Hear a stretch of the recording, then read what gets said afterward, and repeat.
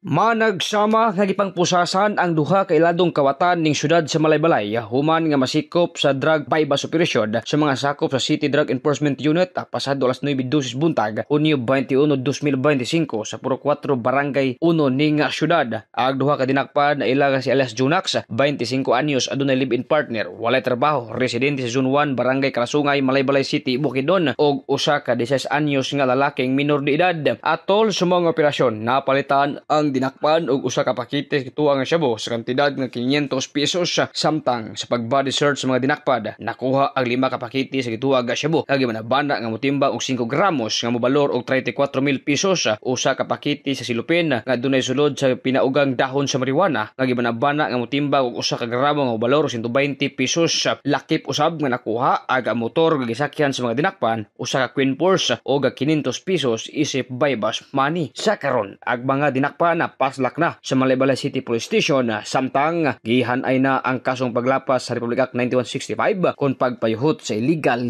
nga droga. Katropa, hanap nga patanaw adunay gabon nga mubabag simong kalimutaw basin sinyalis kana katropa nga aduna kay katarak ayaw pasagday nga mahanap ang patanaw, mag-inom og Vision X Plus soft gel capsule alang sa nakahiusang Pilipino para sa Pilipinas. Ako si katropang Jonathan Lee Soriano, XFM News.